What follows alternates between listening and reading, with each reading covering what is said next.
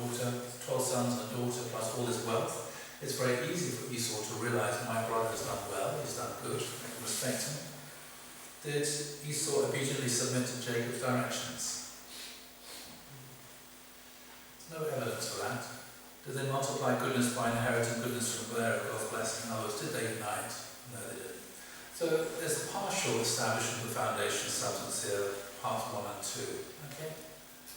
So the reality was they weren't able to create a foundation to receive the Messiah in reality. So the greatness of Jacob then was that he realized is that Jacob is the one who overcame his fallen nature. From being an arrogant younger brother to becoming a good younger brother, and then to recognize he'd done something wrong and to restore his relationship with his older brother. That's the greatness of Jacob. Make sense? Okay.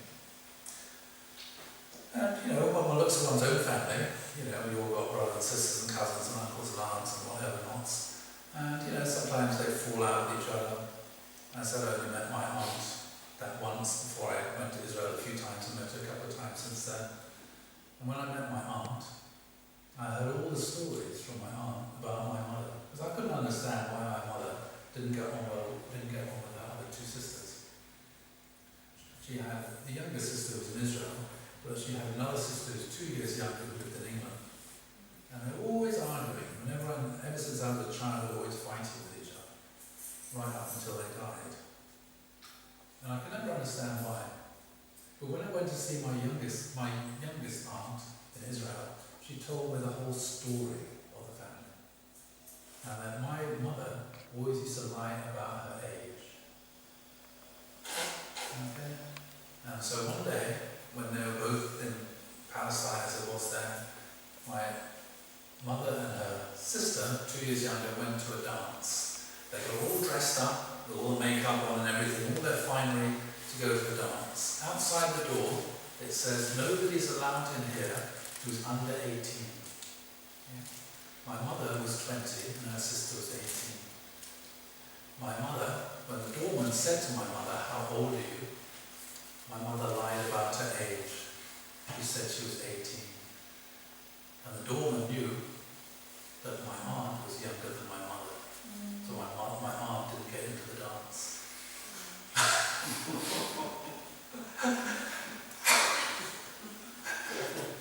How do you think that went down? Not very well. Not very well. And my aunt always used to think my mother was trying to steal her boyfriend. This, that, and that. And I heard all these stories from my other aunt. Oh gosh, all these things my mother did, to offend her sisters. My mother wasn't a good older sister, that's all I can say. And anyway, so that went on, so I had to listen to all of this. And then my aunt said, look, she said, looking around the house, said, look, there's not a single thing in my home from my parents, my parents, she said. Your mother has it all. And it's true, when my grandparents died, my mother took all the household possessions, yes? And some of the furniture was given to her other sister. Now my aunt in Israel had nothing. And then she said, my aunt said, when I was a little girl, she said, because she is much younger than, there's two sisters 2 years apart, and my third youngest aunt, I think, is maybe 10 years younger. And she said, when I was a child, she said, my parents used to have this very beautiful Japanese Japanese tea set, which she bought from Lady So-and-so. And it's incredibly beautiful, and I always wanted to touch it. But my mother would never, ever let me touch it. And I loved that Japanese tea service. And she said, did you ever remember, she said? And I said, yes. It's in my garage at home. Because when my mother downsized, I got all this stuff, you see. I said, it's in a cardboard box in my garage. I said, I'll send it to you. And so it just so happened that Robert was going to support an STF program in Israel a couple of months later. So I packed it all up, and Robert took it over there. Robert was able to meet her and meet my cousins. And then, then my aunt phoned me up and said, like a little girl. She said, I'm so happy, I've got this china here, and she was talking about it like a little girl. Yes? She was so healed, her heart was healed, because she was able to get this beautiful china that her mother had never allowed her to touch, and that my mother had ended up inheriting, but now finally she's able to have something that came from her mother's household, and she's so happy. And I felt, yeah, that's good. I felt this is like, some of the healing one needs to do as a tribal Messiah. Tribal Messiah is you just go around healing all the broken relationships within one's own family. It's not about trying to convert them, persuade them to believe that Jesus is not supposed to die, etc. It's irrelevant. It's all about just this kind of healing people's hearts and trying to mend the broken relationships, of which there are many in all of our families, I think. These kind of drifting apart, like Lucy and Clement Freud. I know that when we joined, a lot of fallout happened. My parents weren't happy, my sister wasn't happy. But trying to, patch things up and go to each other's weddings and baptisms and, whatever else, and try to, restore these kind of relationships. I think that's all it's about, really. It's not about trying to convert people or even bless them, and that's like the icing on the cake. It's really just about trying to, restore relationships and which are broken, and put the family back together again in that sense. And that's what Jacob did. That's the greatness of Jacob. He showed that way of doing that. And that became the pattern.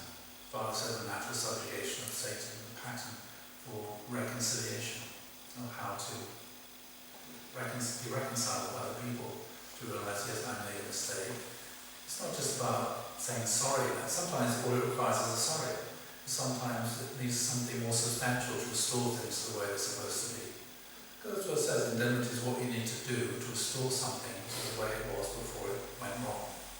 Sometimes, sorry is enough. Sometimes it takes a box of chocolates. Sometimes it takes loads of stuff to try to eventually the person's heart is touched and move from there. One has to do what's best. It doesn't always work, but at least one has to, make the effort, I think. And I think these are what the value and importance and significance of these stories myself. Okay, shall we take a break? Can I just Yes. ask, if things have been different in the family from the outset, then we wouldn't have this story at all. Well, we would, but wouldn't have it. It would be a different story. It would be a different story. Yes. It would be a bit like the story I told. Yeah. The story would be there, but it wouldn't be like this. It would be a different story about how Jacob and Esau. Jacob would have ended up with one wife, probably. Yes. And he wouldn't have. One wife. Yeah. Not necessarily 12 sons. It would maybe half a dozen sons. And not having to return, in a sense, the blessing. Well, he wouldn't have stolen the blessing in the first He wouldn't place. have stopped, yeah. No, he wouldn't have had to go to Haran. He'd have gone into successful business with Esau. Would that have then the continuation after that was something different? Wouldn't it? Yes, everything would have been different. The way it's supposed to be, there has to be a foundation to receive the Messiah, which has to involve the foundation of faith, foundation of substance. Foundation of substance is overcoming its fallen nature business. Now, originally it should have been, after Abraham, it should have been between Ishmael and Isaac. But that didn't work, and Ishmael went off arrows, and you got Isaac's line.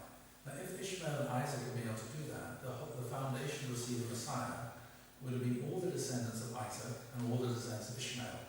That would have been most of the Middle East.